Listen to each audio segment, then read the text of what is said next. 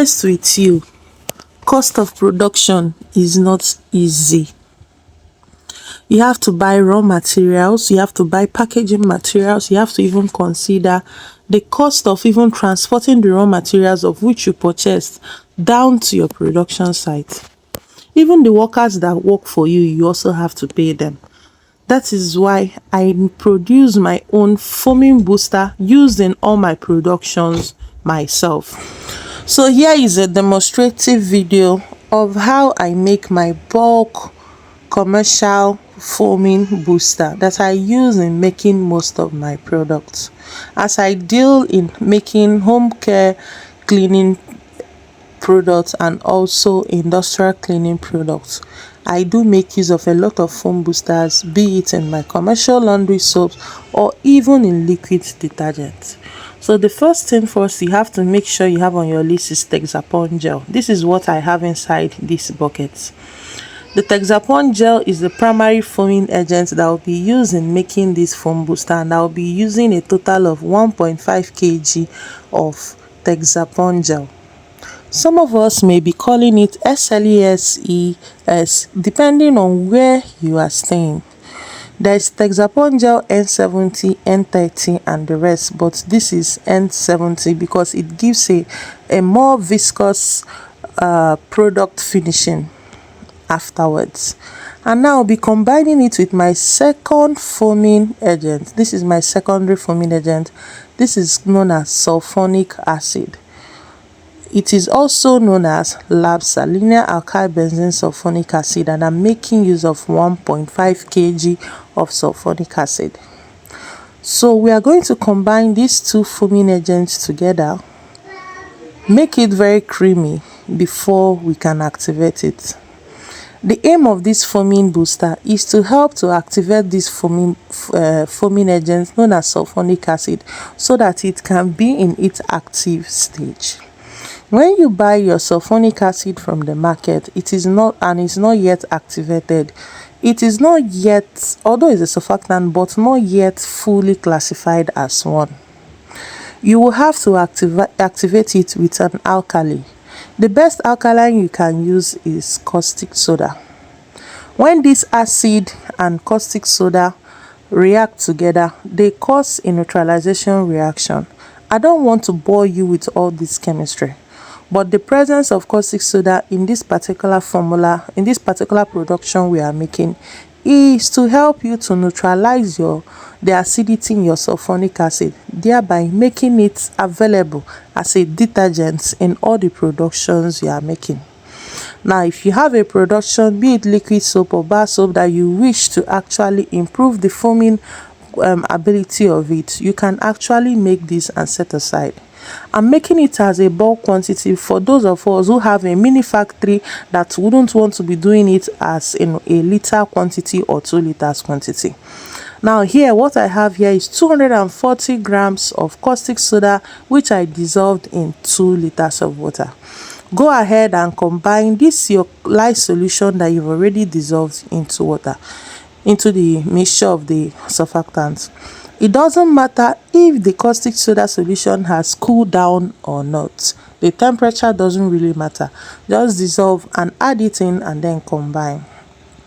I was using my stick stirrer to turn, and I wasn't really getting what I needed. This would have actually taken a lot of time. But how will you know that this neutralization reaction is actually active or working? You start seeing that the solution will start turning creamy or milky in color, and then there also be heat evolved. If you touch the bucket right now that I'm mixing, it's actually hotter than the normal temperature. That is the neutralization reaction that is taking place, activating your sulfonic acid to make it more active and more potent in any production you are making. If you sell chemicals in your local store, you can actually make this and sell as foam boosters to persons who are also into production that buy foam boosters from you. I know locally from where I am from here in Nigeria, most of the shops that sell chemicals around me make their foam booster themselves. Apart from the popular or branded ones like Cocoamide, Coco Butane and the likes of it. All the same, this is more like a cheaper way for you to save money in your production. So I went ahead to mix this properly using my hand mixer. This my hand mixer is a rechargeable hand mixer, and a friend of mine got it for me to make production easier for me. If you would want to buy electric hand mixer, do indicate in the comment section below and I'll drop her contacts for you.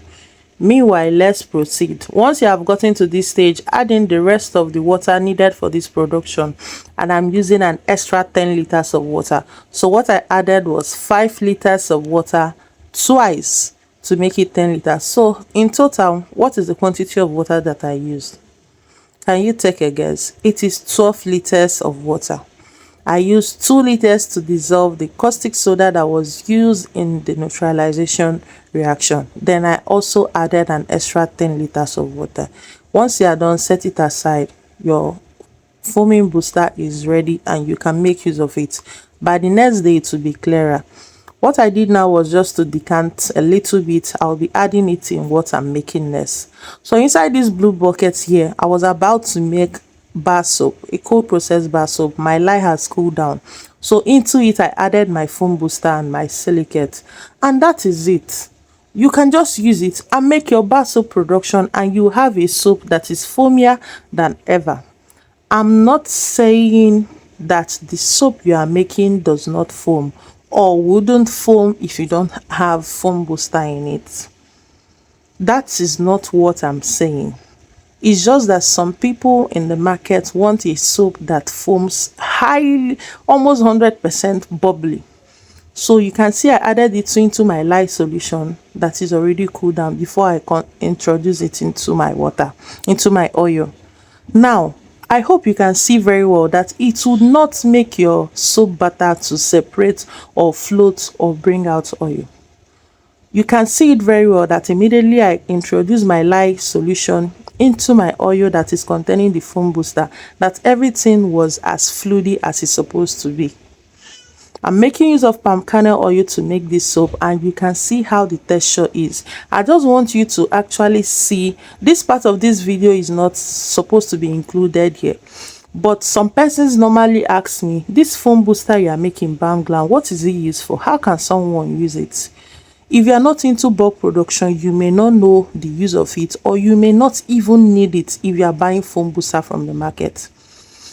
If you make bulk productions a lot and you want to cut down costs, you need to see how you can produce some things yourself. Some people even produce the gum that they use in even packaging their products inside their carton. I'm telling you, there are some things you can actually make for yourself, or to cut down costs you may actually use alternatives to, like the case of buying fragrance. How can a liter of fragrance be as expensive as 30,000 naira to 50,000 naira, while a 25 liters of oil is almost the same price? I hope you understand. It's quite outrageous to some extent. That is why some soapers has actually gone into my idea of use pine oil as something to make your soap to smell nice. So far it is laundry bar soap and not bathing soap. This kind of things can help you to cut down costs. On this my channel, you learn a lot of productions, a lot of things you can make and sell at home and actually improve your income. Look at the final finishing of this soap. This soap came out beautiful. It was like a swell soap. The cutter I'm using to cut this soap, we sell this cutter. This cutter is 50,000 naira, and we can send to any part of Nigeria. You have to make payment and send your stamp details and give us at least 10 working days to prepare your cutter and send to you. You will have to bear the waybill cost, but you are going to be having a well cut soap that is having the same sizes and shape. And it also comes with the mold, the stamp, the groover, the shaper, and everything is included in this cost of it, which is 50,000 naira. Do well to comment positively in the comment section, like this video and subscribe to my channel. Thank you all for watching this video from the beginning to the end. God bless you all.